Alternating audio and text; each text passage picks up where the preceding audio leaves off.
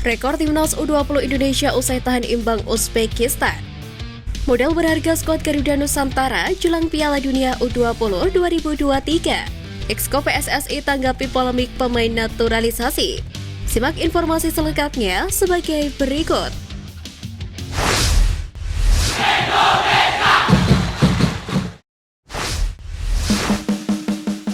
Pembatasan pemain naturalisasi memanas, Exco PSSI buka suara.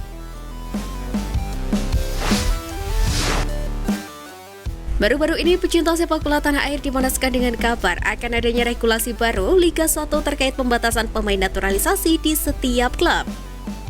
Bahkan rencana pembatasan pemain naturalisasi tersebut mengundang kritik pedas dari pemain timnas Indonesia termasuk Mark Klok, Ilyas Pasojevic, Victor Igbonnevo, dan Beto Goncalves.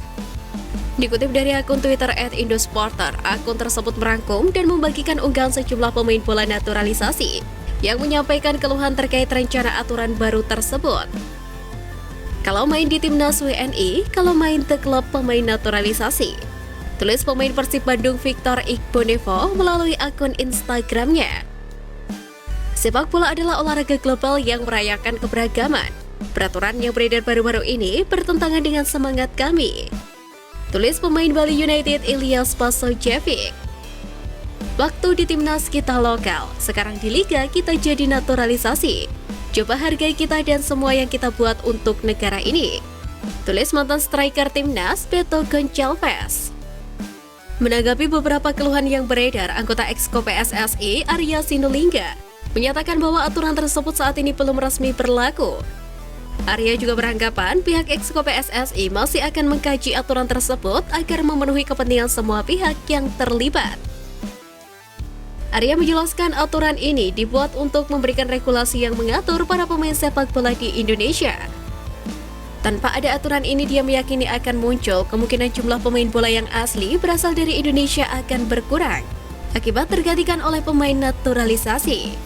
Meski begitu, hingga sekarang PSSI belum akan menerapkan aturan pembatasan pemain naturalisasi tersebut. PSSI juga masih akan menerima semua masukan dari berbagai pihak yang terlibat dalam pesepak bolaan Indonesia.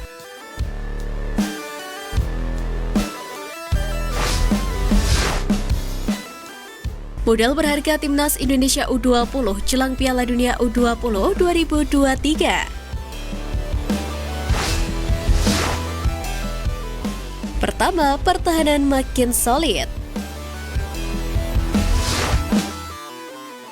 Pertahanan timnas Indonesia U20 semakin solid seiring berjalannya turnamen Piala Asia U20 2023. Sejak laga perdana hingga laga pamungkas kontra Uzbekistan, Sintayong mulai menemukan formula skema bertahan yang apik. Komunikasi dan koordinasi timnas Indonesia U20 di lini belakang semakin baik. Mereka belajar banyak dari kekalahan 0-2 dari 10 pemain Irak U20 di laga pertama. Selain itu, penampilan apik Dava Fasya juga layak diberikan kredit khusus. Kiper Borneo FC itu mencatatkan 2 clean sheet di Piala Asia U20 2023.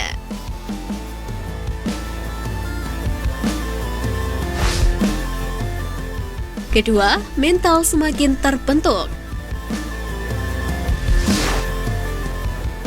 Para pemain timnas Indonesia U20 mendapatkan pengalaman dan pelajaran berharga tampil menghadapi tim-tim kuat di level Asia. Dengan begini, timnas Indonesia U20 tidak perlu takut lagi menghadapi tim-tim kuat peserta Piala Dunia U20 2023. Timnas Indonesia U20 belajar mengatasi rasa gugup dan grogi. Melihat fakta bahwa Uzbekistan U20 dan Suriah U20 pun tidak mampu mengalahkan timnas Indonesia U20. Maka penggawa merah putih tidak perlu takut lagi dan berkecil hati ketika menghadapi tim-tim besar. Ketiga, memiliki PR baru. Hasil imbang timnas Indonesia U20 dengan Uzbekistan U20 membuat Sintayong mendapatkan pekerjaan rumah baru, yaitu membangun serangan. Bagaimana tidak, di laga tersebut timnas Indonesia U20 kesulitan membuat peluang.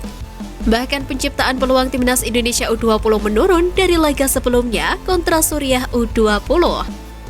Pelajaran timnas Indonesia U20 susah bikin peluang menjadi bekal berharga skuad Garuda Muda untuk terus berbenah jelang Piala Dunia U20 2023.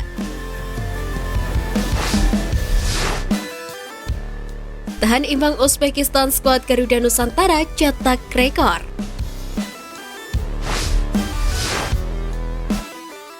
Meski gagal lolos ke babak perempat final Piala Asia U20 2023, keberhasilan timnas U20 Indonesia menahan imbang Uzbekistan di laga terakhir menghadirkan rekor tersendiri. Diketahui skuad asuhan Sintayong tercatat sebagai satu-satunya tim yang gagal dikalahkan timnas Uzbekistan U20 di laga resmi dalam 1 tahun terakhir. Padahal skuad Garuda Nusantara diprediksi bakal kalah dengan skor mencolok. Namun timnas Indonesia U20 justru tampil rapi khususnya di area pertahanan.